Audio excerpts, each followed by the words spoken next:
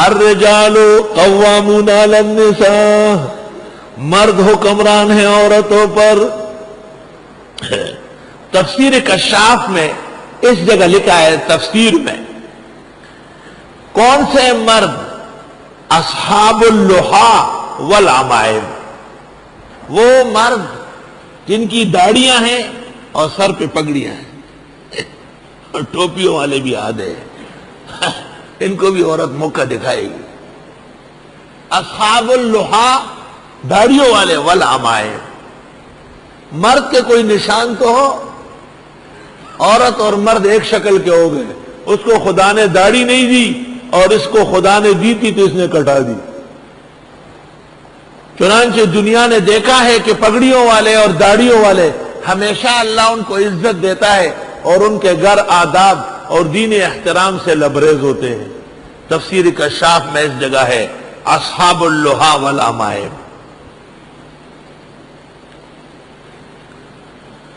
مرد حکمران ہیں عورتوں پر بسبب اس کے کہ برتری دی اللہ نے بعض کو بعض پر.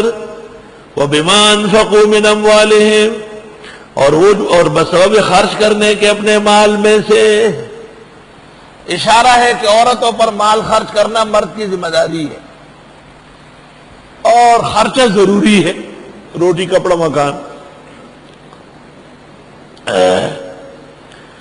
فالصالحات، پس نیک عورتیں، قانتات، تابدار، حافظات للغیب، حفاظت کرنے والی خاون کی عدم موجودگی میں، بما حفظ اللہ، جس چیز کی حفاظت اللہ نے فرمائی. اشارہ سمجھ گئے؟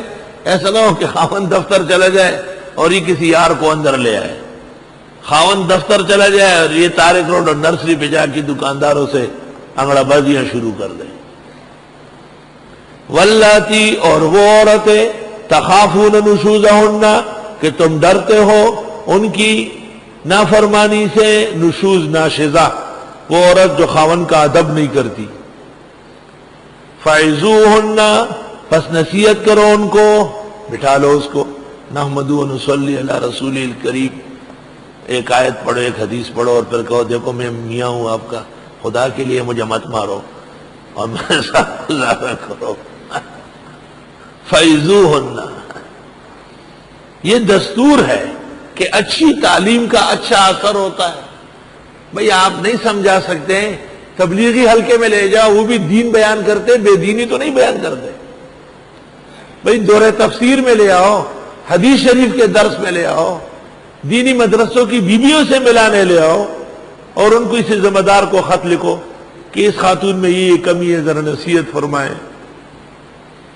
وَاهْجُرُوهُنَّ فِي الْمَضَاجِعِ، اور علیحدہ کر لو ان سے بسترے. اگر غیرتی عورت ہو، اصیل، اور خاوند اس کے ساتھ نہ لیٹے تو وہ سمجھ لے گی کہ زیادہ ناراض ہے، معافی مانگ لے گی. اور علیحدہ سو گئی اور سونے پر رضامند ہو گئی، سمجھو کہ اس نے اپنے لیے کوئی اور انتظام کیا ہے. یاد رکھنا یہ زہر کے گھونٹے، لیکن نگلو، فائدہ اٹھاؤ گے اس کو. چمن میں تلخ نوائی میری گوارا کر، کہ زہر بھی کبھی دیتا ہے کار تیری آتی. وَاضْرِبُوهُنَّ، اور پٹائی بھی کرو ان کی. یہ کون کرے گا؟ کون کرے گا؟ یہاں ایک محلے والا مجھے کہتا ہے ارے آپ 2-4 طلباء کو بھیجیں، لگائے ساری کو. میں نے کہا ہمارا کیا کام ہے؟ ہمارا طلباء کوئی محلے کے آئی جی لگے ہوئے ہیں کیا؟ ولے ہار رہا من، کہیں میں تو ہاتھ نہیں لگا سکتا، وہ بہت ہی کراٹے پڑی ہوئی ہے، ایسے گنگٹ مارتی ہے کہ پوچھو نہیں. ولا حول ولا قوت الا باللہ، قیامت ہے. اور ایک ہمارے دوست نے جب یہ آیت مجھ سے سبقاً پڑھی قرآن مجید ترجمے کے ساتھ تو بہت رویا. میں نے کہا کیوں روتے ہو؟ کہا ماروں گا کیسے، قرآن کی آیت ہے. میں نے کہا اس کو جا کے کہو کہ وہ ویسے آرام سے بیٹھے اور آپ تھوڑے سے اس کو مار لگائے تاکہ سنت ادا ہو. کہا نہیں اس طرح تو نہیں ہوگا. تو لاٹھی خرید لی اور چھت کے ساتھ باندھ دی اور گھر والی کو کہا دیکھو کسی وقت بھی حالات خراب ہو سکتے ہیں، کسی وقت بھی حالات خراب ہو سکتے ہیں. وَاضْرِبُوهُنَّ، وہاں ضرب یضرب کا باب تو ضروری ہے. وہ کہتے ہیں کہ ایک خاوند نے بیوی کی کس کی پٹائی لگائی، پھر رات کو اس کو ضرورت ہوئی، آئی سمجھ۔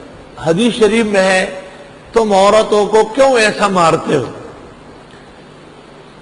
اور پھر تمہیں ان کی ضرورت بھی پیش آتی ہے؟ دیکھو پیغمبر نے عدل قائم کیا، مقصد نہ بے عزتی ہے، مقصد نہ زخمی کرنا ہے، مقصد نہ اس کی انسانیت کو بگاڑنا ہے، مقصد اس کو غلطی پر آگاہ کرنا ہے۔ اگر یہ تنبیہ سے ہو گیا، واعظ نصیحت سے سمجھ گئی، تو پھر کسی کارروائی کی ضرورت نہیں ہے۔ آئی سمجھ۔ جو قابل عورتیں ہیں، لائق عورتیں ہیں اور پھول اور شگوفوں کی طرح پلی بڑی ہے اور خاوندوں کو پلکوں پہ رکھتی ہے، خاوند نے بھی دل میں ان کے لیے جگہ بنائی، ان کے مارنے کے لیے کہیں نہیں آیا، نہ آیات ان کے بارے میں ہے۔ رأیت الرجال یضربون نساءهم، رأیت الرجال یضربون نساءهم فشلت یمینی یوم اضرب زینبا، میں نے لوگوں کو دیکھا اپنی اپنی بیویوں کو پیٹتے ہیں، میں جس دن اپنی بیوی زینب کو ماروں میرا ہاتھ ٹوٹ جائے۔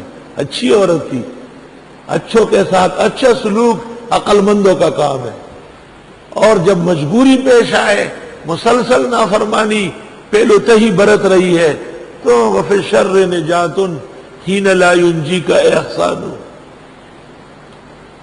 ایک شاعر نے خوب کہا ہے، وَإِذَا الْحَبِيبُ أَتَى بِذَنبٍ وَاحِدٍ وَإِذَا الْحَبِيبُ أَتَى بِذَنبٍ وَاحِدٍ جاءت محاسنه بكل شفیع۔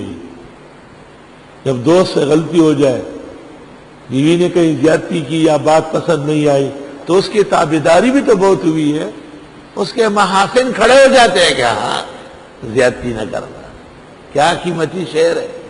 وَإِذَا الْحَبِيبُ أَتَى بِذَنبٍ وَاحِدٍ جَاءَتْ مَحَاسِنُهُ بِكُلِّ شَفِيعٍ